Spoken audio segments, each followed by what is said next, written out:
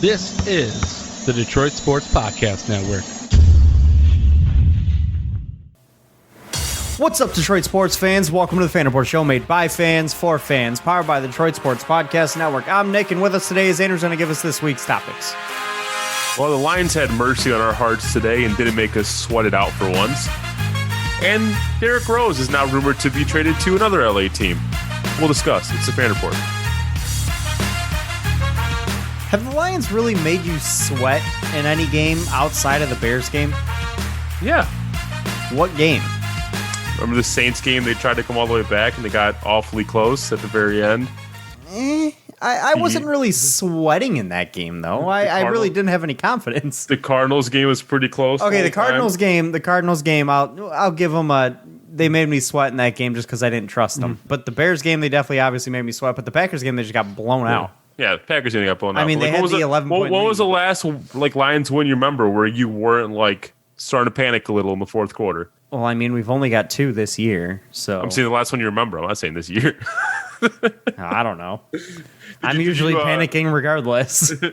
I'm not usually in this position. Let me just put it that way. We don't win very often. This is the first time in now 7 games that the Lions have had double-digit lead and actually won the game. Yes, they were on a 6-game losing streak, having a lead of at least 10 points. That's pretty bad. Today was the first game in that stretch of games where they were able to hang on and pull off a victory. And granted, it wasn't looking like the Jags were ever going to come back in this game at all. I give a lot of credit to the Lions defense today. They gave them a different look than what we've seen all year.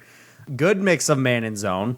Able to keep James Robinson under wrap. The run defense looked great, I should say. And then on top of that, they actually brought the blitz today. They brought some pressure into the backfield to force Gardner Minshew into some mistakes, and he made some mistakes. He made some bad throws. We had a pick in there. I think we actually we had a pick and a forced fumble, and we almost had a couple other picks in there that they were either drops or would have been tough plays to make, but you had a shot at it. So, I mean, the Lions defense, in my opinion, really deserves a lot of credit for this win today. They gave the Lions the ball in good field position. They gave them the opportunity to the Lions offense to stay on the field and put them back on the field with an opportunity to score. They weren't putting them in bad field positions. They, were forcing a lot of 3-and-outs, staying fresh, staying ready to go. There was a lot of positives to look at on the defense side of the ball. I do have one major bone to pick, though, with Matt Patricia. Yes. Don't we always? When the feed went into the game immediately at 1 o'clock, and they gave you the weather updates and all that, and it said 79 degrees, and it was a light breeze, and then you cut to Matt Patricia and a heavy windbreaker. Why was that? Well, actually, they did talk about it. The wind was actually blowing pretty hard down there. Did it actually end up going pretty hard? Yes, the wind was actually blowing pretty bad. The commentators were talking about how the flight paths of balls were being affected.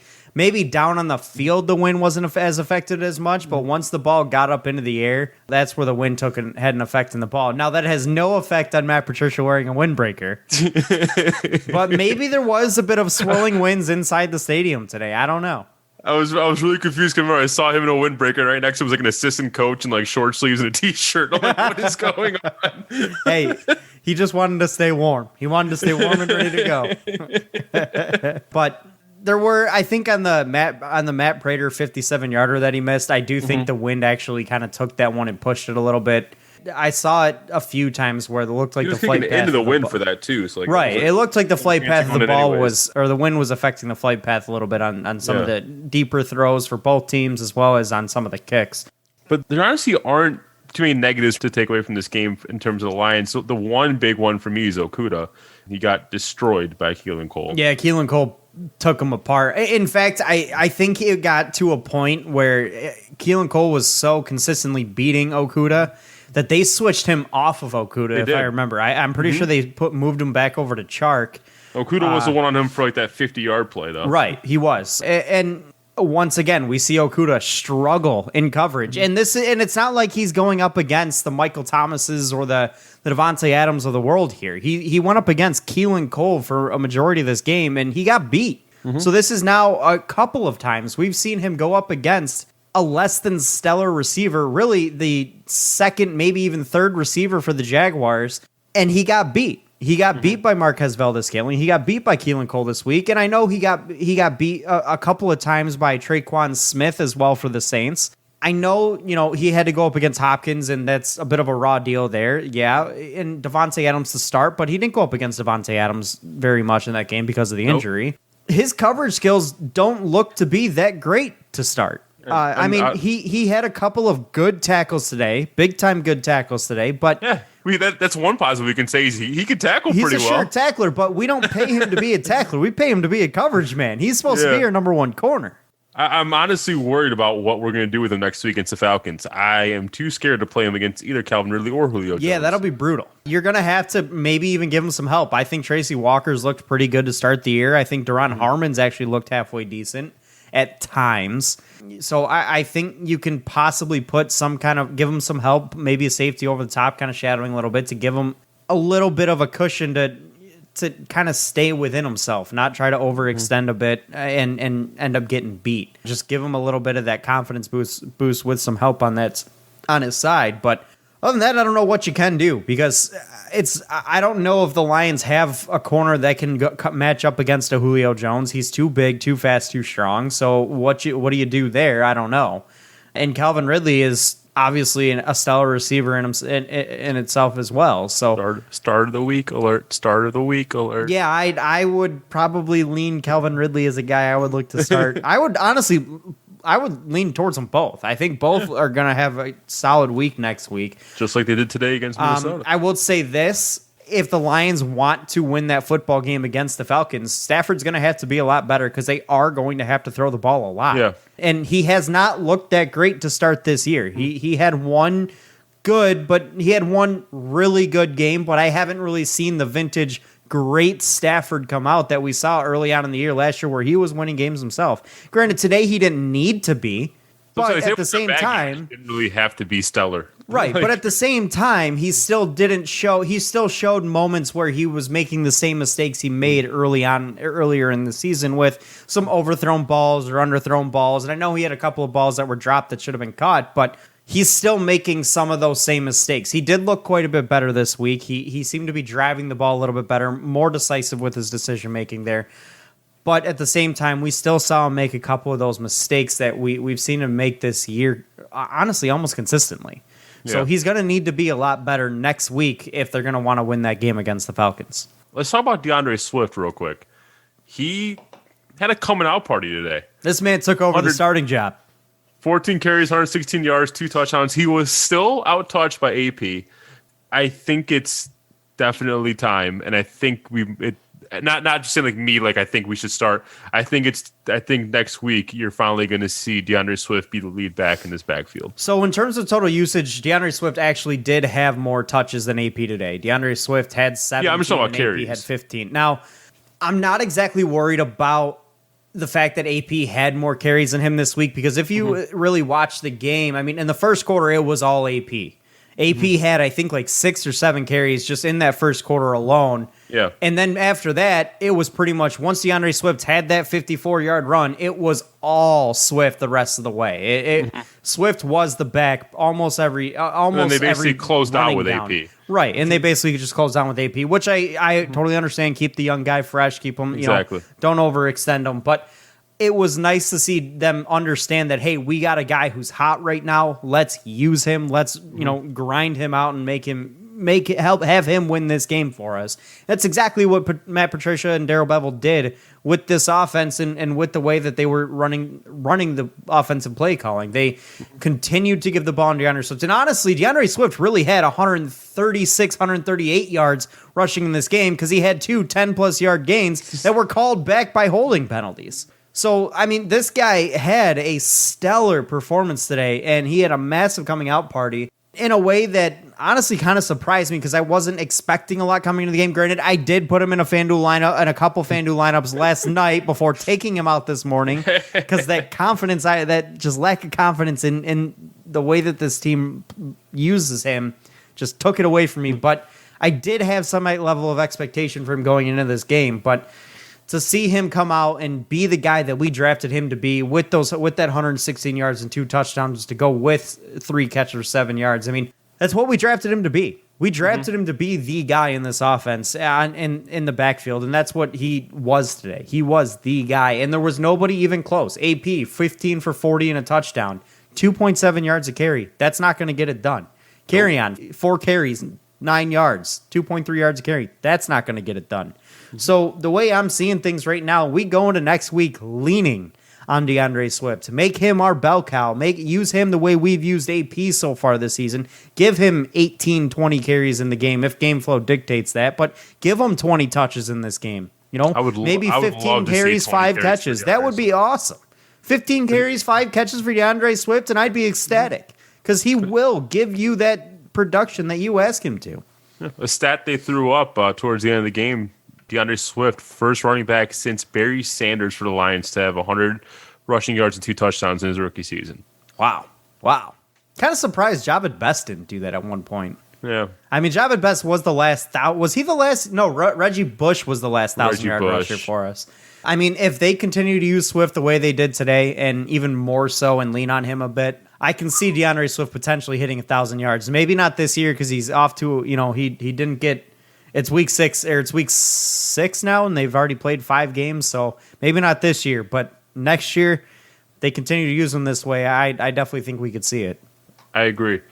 And honestly, I think that game planning into the Atlanta game, I think you really do need to lean on DeAndre Swift a little more in that game because I think you will be zigging where Atlanta expects you to zag.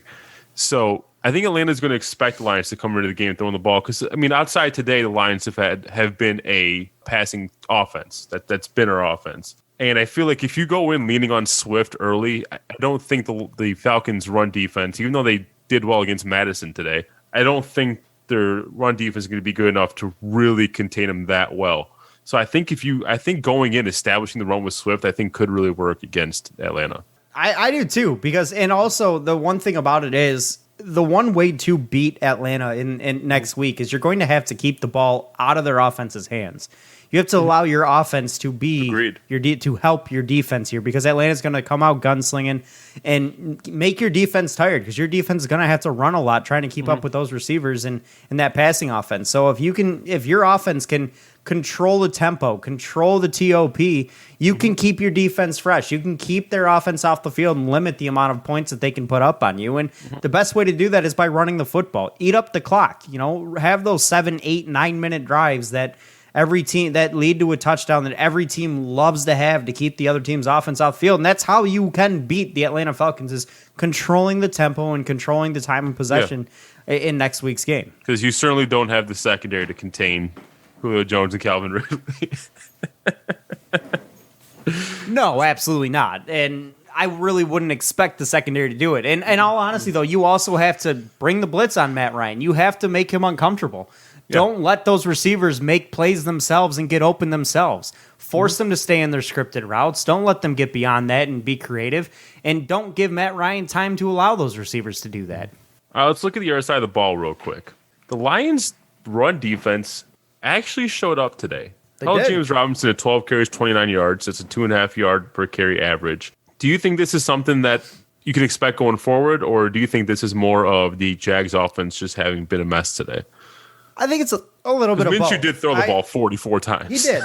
I think it's a little bit of both. The Lions' run D looked much improved today, and I think that has to do with the schematic changes that we've seen over the last few weeks. We've seen some changes in the Lions' defense and the way that they've done things.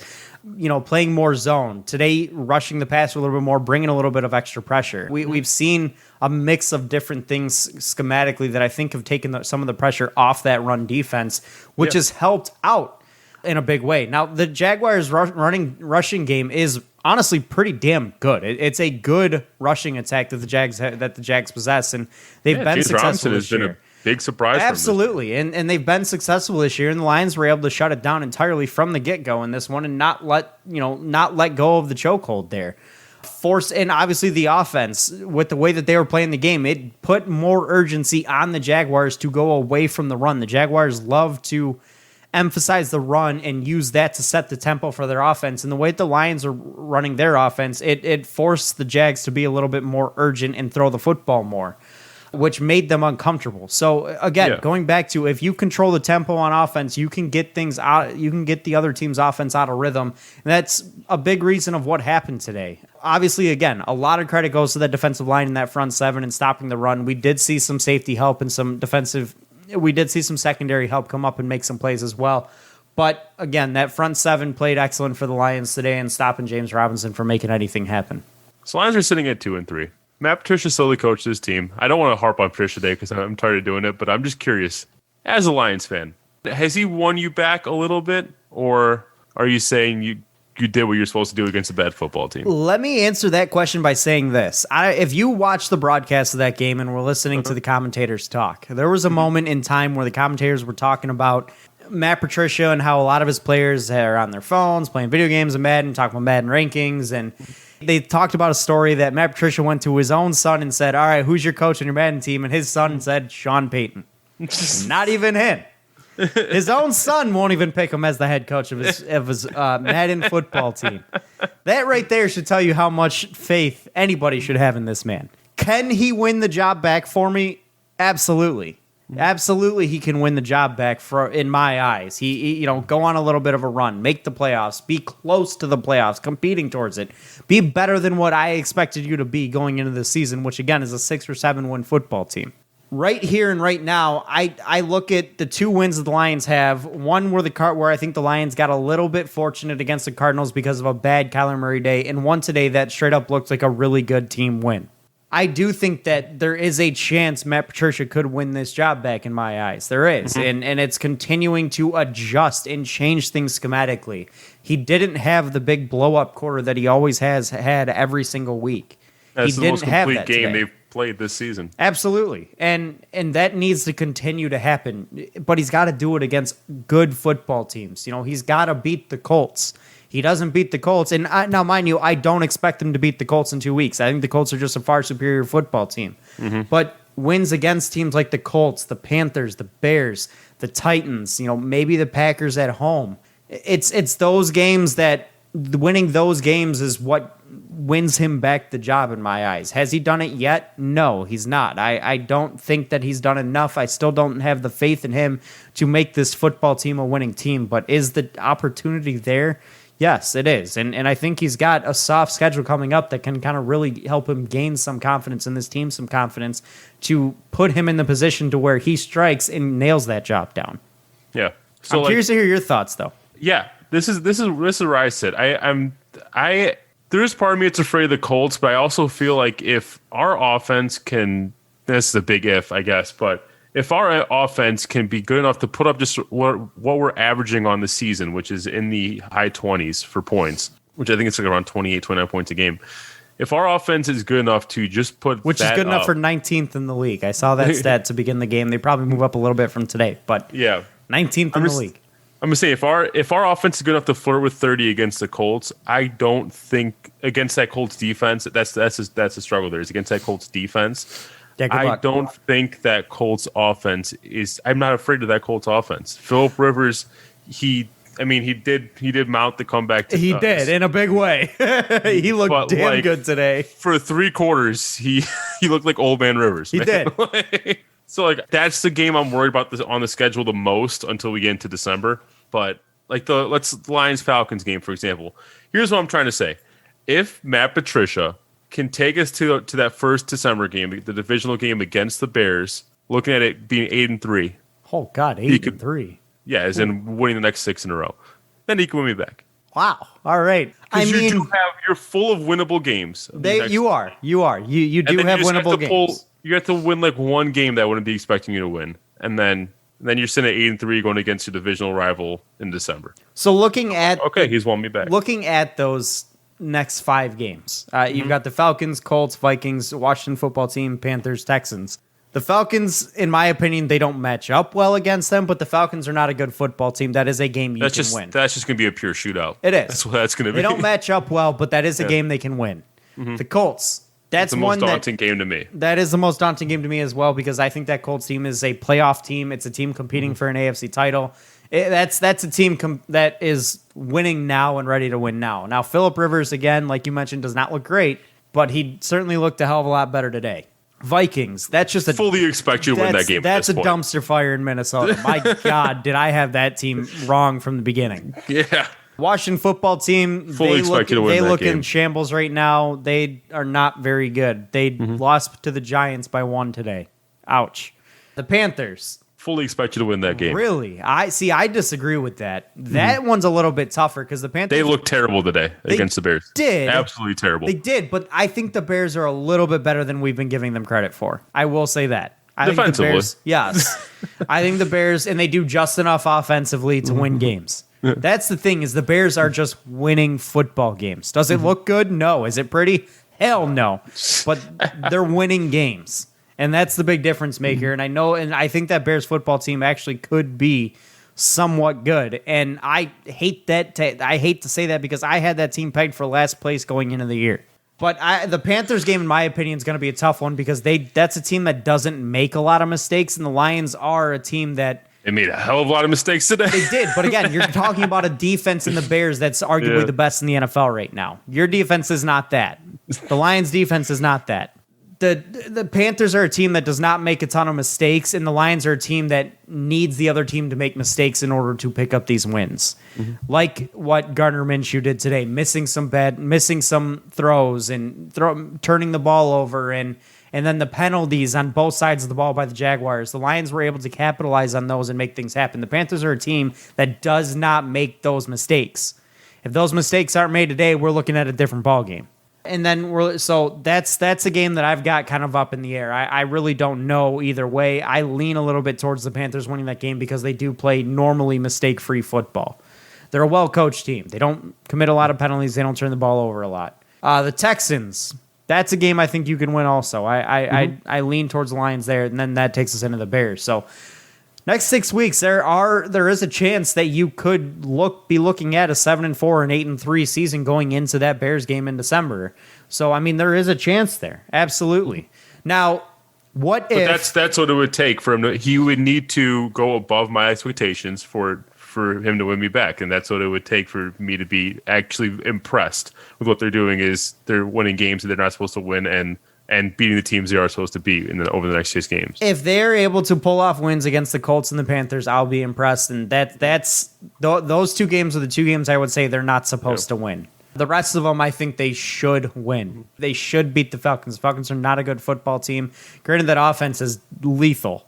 That's going to be a tough game. But the Vikings, Washington football team, and Texans, those are not good football teams. They should win those football games. But then you face a slate of a few brutal games in a row, but we'll get there. Bit of a gauntlet, yes. You've got the Bears, Packers, Titans, Bucks. Yeah, that's brutal. All right, anything else you want to touch on in this game before we move on to some basketball? Yeah, actually. Are you at all worried about the play of Matthew Stafford at all this year? Going into the season, we had these high expectations based on what he did last year, and we've seen him be, in all honesty, very pedestrian in the first 5 games of the season for the Lions. Are you at all worried about Matthew Stafford going into the second quarter of the second quarter of the season before we get to the halfway point? I'm not going to say like I'm panicking, but yeah, I'm worried because you're talking about a guy who was coming in with, for himself as well as fans, having MVP level expectations. That hasn't been happening, and he's been off for a lot of his, like, outside of today. A lot of his throws have just been off the mark. I mean, going into today's game, I don't know, I have to do the math on what today would add, but he has a 60% completion rating, which normally Stafford is about high. I can pull up what he is for his career, but normally Stafford's higher than that. And you're going against teams that aren't necessarily, well, a couple teams aren't necessarily good against the pass, like Arizona or Green Bay. Basically, what it comes down to for me is I just need Stafford to, it's not like so much decision making as it's almost just getting back to the fundamentals for him. Like today, he showed that he can still make those threading the needle passes and those sidearm throws that he used to make a couple of years ago. But I don't know if you noticed, like against Arizona, against New Orleans, there were so many throws where you have an open receiver and he's off the mark, you either underthrow him or overthrow him. I think I want to see another instance where the game falls back on his shoulders, where it's on him to win us the game, and he's actually able to pull off, because I haven't seen that yet this year. The games that we've won are games that we didn't need him to do too much in. So I need him to, when it counts, I need him to be on the money again like he used to be. No, I absolutely agree with you. I'm kind of in the same boat. I'm not necessarily panicking on Matt Stafford. I am a little bit. There is some cause for concern, though, because he doesn't look like himself this year. He doesn't look perfect. He doesn't look great. He hasn't really even shown flashes of his greatness that we've come to see and what we were seeing early on in last season. He has been very pedestrian, very middle of the road to even below middle of the road, a little bit below average at times. He's missing a lot of receivers. He's overthrowing or underthrowing them, not putting the ball in the spot where they need it to be able to catch it and make a run after the play. He's not helping out his receivers in some ways. You see it every now and then where he makes a great throw, which is all him. Like the one throw downfield to Kenny Galladay today was all him. All Kenny Galladay had to do was put his hands out and boom, it was right there. But we're only seeing one or two of those a game versus in most games we've gotten used to seeing it one or two a quarter, and we're not seeing that really at all right now. He also used to be a lot better at like keeping plays live with his feet. I mean, he had that one really good scramble today, but did have the big scramble early on. First 4 games of the season, like he was allowing himself to get sacked way too often. He used to be like, I don't know if I'm just like over romanticizing the past with Stafford here, but like I felt like he used to be a lot better at extending plays with his feet, slipping out of the pocket, and able to make big plays even if the pocket collapses. I mean, he's not necessarily a spring chicken anymore. He's had 2 major back injuries, 2 spinal fractures. He's 32 though, so he's not old yet. Right, but anybody with 2 spinal fractures, go ahead and ask them to go run with all that weight on you with the pads and get hit. He's not the same player he used to be in that regard, and I can understand that. Granted, you want him to be that, but that's just the fact of the matter. I mean, the other guy I'm kind of worried about right now, and going back to Stafford, though, is today we saw 10 different receivers for the Lions catch passes today, which, when you look at it, is really good. They're spreading the ball around greatly, but it does kind of make you wonder if he needs to utilize guys that are considered his guys a little bit more. Kenny Galladay led the team in targets with only 6 today. And I'll be honest with you, I consider Kenny Galladay to be a real number 1 receiver in this league, probably a top 10 wideout. And what other top 10 wideout in this league only gets 6-7 targets a game? Those guys are usually in the double digits. So do we need to see them go his way more, go Hawkinson's way more, go the way of guys that have been trusty to him over the years? It honestly went from like, oh my God, he over targets guys like Calvin Johnson to now I'm going to target my number 1 guy like on 20% of plays. Right. He almost, again, only 6 targets today. We had 2 other players with 5.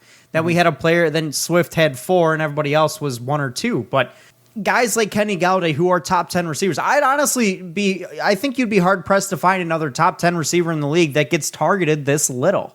And I do think we need to utilize Kenny Galladay more, and I do think that is part of the reason why Matthew Stafford's numbers aren't quite up to what we expect them to be, and his performances haven't been there because he's not going to guys that are big-time playmakers on this team all the time. I think part of it is the fact that I do think we need a better receiver opposite Kenny Galladay.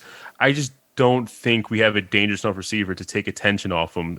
Like on the defensive side, like it's really easy for defense just focus on Kenny Galladay because we saw the Jags scared of Marvin Jones or Marvin Hall or right. We saw the Jags doubling Kenny Galladay later on in this game after he was beating them up and down the field.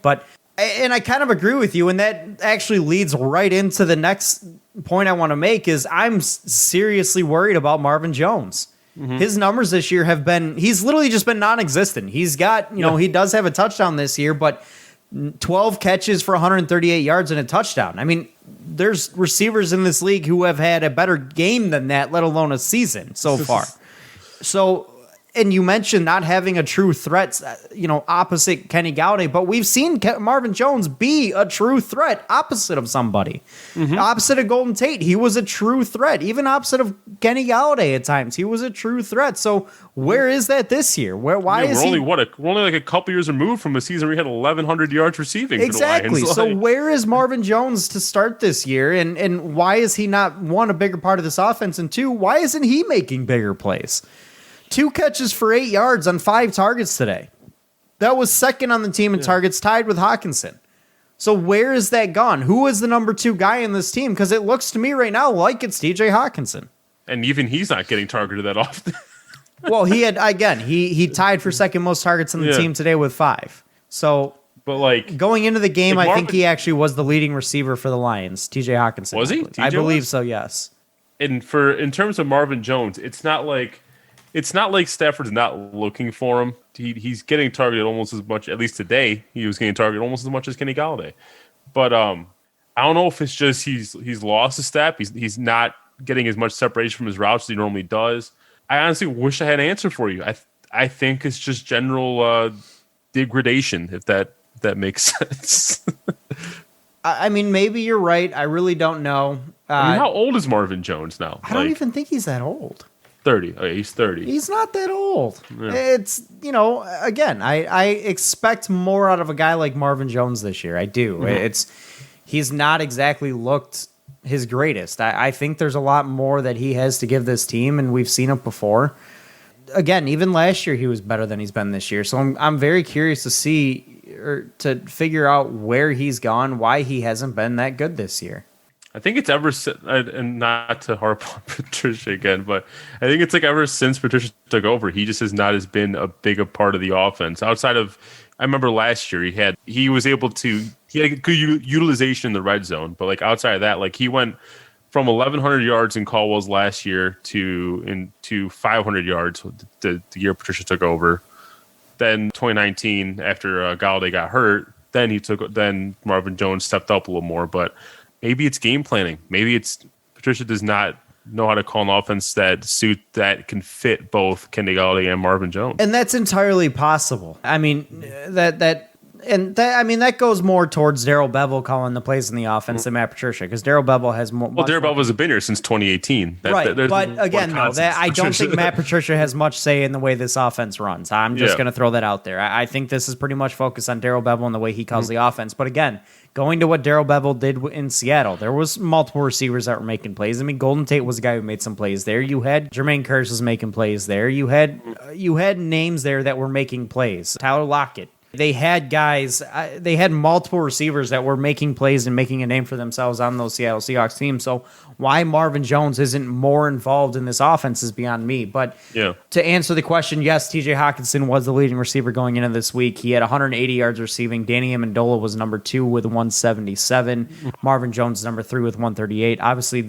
after this week's game with Kenny Galladay, that'll change. Yeah, obviously. And Kenny Galladay was hurt for the first 2 games? Yes, he was hurt for the first 2 or 3, even. It might have been 3, but yeah, it'd be nice to see the Lions go back to having like a double-digit targeted receiver. But absolutely, I'd love to see them have multiple weapons on the offensive side of the ball in the passing game, because right now it's really looking like a one-trick pony. I know they spread the ball around 10 different receivers, but it really does look like a one-trick pony with Kenny Galladay. Because in terms, yes, there were 10 guys caught the ball. One guy had 3 catches, a couple guys with 2. I mean, they had 4 guys with 2 catches today. The leading receiver had 4. And I know that looks good on paper, but at the same time, looking at it, one guy very clearly has all the yardage in the passing game, and it's Kenny Galladay with 105 yards when the team entirely had 223 receiving yards. So he had damn near half the team's receiving yards. So that's a guy I really on 20% of the targets. Exactly. So that's a guy that I think you need to utilize a little bit more. So, but it would be nice to have a 1-2 punch once again. All right. So overall, good win for the Lions. Let's hope they can keep the ball rolling against Atlanta next week. That'll be a fun game to watch. What do you let's go ahead and make a pick right now going into next week. Obviously, we talked about what the Lions have to do, but right here, right now, Andrew, I want you to make the pick. Lions or Falcons in next week's game? Picking the Falcons. I think our secondary is not equipped to slow them down, and if you can't slow the Falcons down, they're probably going to put 40 on you, and I haven't seen the Lions put up that many points this year. So, I hate to say it, but I'm going to agree with you. I just think that the Falcons, they match up well enough against the Lions where I think the Lions just won't be able to keep up. The Lions passing offense just hasn't been good enough, and the Falcons are showing ability to pass the ball at will. So, and I don't think the Lions will be able to keep up with that. So I'm going to go Falcons as well. All right, let's move on to the Pistons here. So there's a rumor floating around. So anonymous GM told Sean Devaney of Heavy.com that let me preface by saying, so if you guys remember, during the trade deadline, there was a lot of buzz around the Lakers trying to trade for Derrick Rose. And now, according to this anonymous GM, this Derrick Rose deal to LA is much more likely to happen this offseason now. with, I think, Rondo having an expiring deal, and they have a lot of moving pieces. But we already talked about Derrick Rose potentially going to the Clippers, and me and Nick have both discussed how we're not too in love with what the Clippers have to offer to jump on a trade there. But are the Lakers a more attractive destination if you're the Pistons in terms of trying to trade them? I mean, not really. Maybe because because they have a little bit more young talent in terms of like a guy like Kyle Kuzma that you could potentially pry from them and revive his career a little bit, give him a little bit more of an opportunity. But I don't know, because the draft pick there doesn't really work out too much, because again, they're going to be last pick in the draft, so it doesn't really matter. Do they even have a first round pick this year? They do. So they have a first round pick this year, and they have a first round pick in 2022. And then after that, 2023, 2024, I believe they are potential swaps with the Pelicans, I want to say. So they don't have those picks. But I can tell you that, I can give you this. Tyler Conway, the writer for Bleacher Report, who is reporting on this, he did throw out a potential trade idea in his article, saying that an ideal trade for the Lakers may involve the team getting out from under Danny Green's $15 million salary for next season and packaging a future draft pick and Green for Derrick Rose. Does that interest you? It does, because, well, Danny Green is not the same player he used to be. He's still a decent wing defender as well as a decent three-point shooter. And frankly, beyond that, though, it's money that the Pistons can take on, they can afford to, and then it'll come off their books. Now, is he on an expiring deal then? Or is after next season, he's an unrestricted. So that actually makes a lot of sense, because the Lakers, obviously AD opted out, and they're going to want to, they're working on trying to re-sign him. So freeing that money up will allow them to do that, most likely. So I do think this could involve the Pistons I think this could mean the Pistons could get a first round pick out of this, because the Lakers get the guy in Derrick Rose that they want, who's a cheap player who can make plays and be effective coming as a scorer off the bench, which they desperately need. Don't get me wrong. Yeah. And then they also get out from underneath that Danny Green contract to allow them to have the money to bring back AD for another year. So I do think you can potentially, where I was going to say I don't think the Pistons could get a first-round pick for a guy like Derrick Rose, I do in this circumstance, because of the fact that you're adding the contract onto it. I do think you can grab a first-round pick from the Lakers. And if that's the case, absolutely, I do it. Even if it's a 2022 first-round pick, I do it. Yeah, because and it's then you turn around assets. next season and you flip Danny Green's expiring for a first, and you just got two firsts. There you go. Look at that. Now, hopefully, mind you, I don't think a real GM. I don't know that you're going to be able to get a first round pick for Danny Green's contract. There's no guarantee for sure. But either way, I do think you can at least get one first round pick out of this deal to take on Danny Green's money, as well as flip Derrick Rose over there. So I don't hate the idea at all. And again, Derrick Rose does not help this team right now, because he only makes them better. And this team is not ready to win right now. So having them be better is not what we need. Is it what we want? Yes. But is it what we need? No. What if the Pistons just pull up, because like the contracts are about even here? What if the Pistons just go, all right, we'll just give you Derrick Rose for Caldwell Pope straight up? How mad would you be? Oh God. Oh God. No. I don't want to see that man. Bring KCP back. I don't want to see that man in a Pistons uniform ever again. And it honestly pains me, the fact that he swindled his way to an NBA title. He got his ass carried to an NBA title, and it truly hurts. Oh man, but like honestly, what the Pistons need to be doing is stuff like this, where we're leveraging our cap room to take on big contracts and get paid to do it. I mean, we've been saying this for multiple weeks now, where we know that Detroit is not a free agent destination. Nobody's gonna want, no big time players gonna come and sign here unless you drastically overpay him, a la Josh Smith. Yeah, and we know how well that worked out for us. So what? And we have all this cap space, which they're either gonna waste on overinflated contracts on guys that are probably their second or third best choices. Or we can leverage that cap space and trade and bring in these bad contracts on teams that need to free up some space to either bring guys back or sign somebody on a guy like Danny Green, who is an expiring deal, which is honestly best case scenario, and there's several guys out there like this, and have a pick attached to that player, take on the money for a year or two, and then get the draft pick as in return as well. And that's how you will rebuild this franchise. That's how you will build this team. And also, that's how you will attract future free agents to this organization, is by having that kind of young talent here.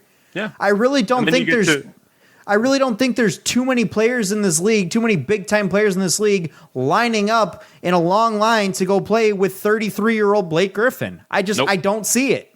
But like at the very least, it gives you the opportunity to get more of a look at Luke Kennard at the point, which is something that your front office and coaching has been apparently wanting to do. You can finally look at Jordan Bone, your draft pick from last year, and see what you have in him at point guard. Like, it gives you an option to experiment a little more. Like, Derrick Rose is great if we were actually trying to compete, and we're not a team trying to compete this year. Right. I'm sorry.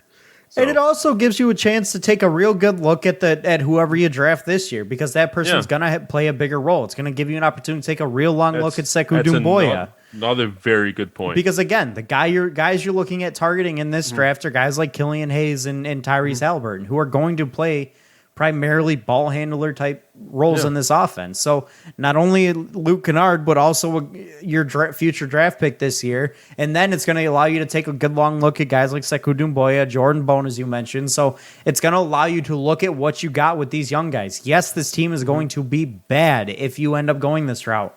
But in all reality, it's going to be best for the future, because you will continue to stack up assets and draft picks to bring in good young talent. Because right now, right now, you're bad as in, like, you are 11th in the East bad. This will allow you to truly bottom out. Right. And build draft capital in the process. And I know the lottery will never give the Pistons the first overall pick, but even in a year like this, first overall pick may not even be... We could go 0-82. We're not getting the first overall pick. But in a year like this year, first overall pick, may not even give you the best player in the draft this year. I mean, LaMelo Ball could be your number one overall pick, or Cassius, or Anthony Edwards? Anthony Edwards, that's who I'm thinking of, not Cassius Stanley. But Anthony Edwards is another guy who may be the best player in the draft this year, may go number one overall, but may not be. Obi Toppin could be the best player in the draft this year. James Wiseman could be the best player in the draft this year. We don't know. There's really 4 or 5 guys that could end up being the top guy in this draft. And that's almost true every year. Outside of a couple of years, like last year with Zion, which that is honestly up in the air at this point with the way John Morant's played, but or in the year with LeBron James. So again, not being the number one overall pick doesn't necessarily mean you lost the deal. Having the second or third pick could still be a big win, and the Pistons really need to be drafting in that range to turn this franchise around. Yeah, there's no such thing as bad draft capital. Let's put it that way. I agree with you. Draft capital is always a good thing. It's a good problem to have. Yeah, but yeah, that's all I have to say on that. I mean, clearly yes to the Lakers, no to the Clippers. I'm all on board with trading Derrick Rose. I've been saying this for 2 years now. Again, that's the exact type of deal you have to do. Take on a bloated contract for a draft pick, and that's how you're going to get your best return for Derrick Rose. That's how you were going to get the best return for guys like Drummond, for Griffin, but you didn't want to do it. So. Right. And in all reality, you could really fleece and take advantage of a team like the Lakers, who do desperately need to shed some cap in order to bring back Anthony Davis. And I know they want to bring him back. There's mutual agreements there, but they do. Take LeBron.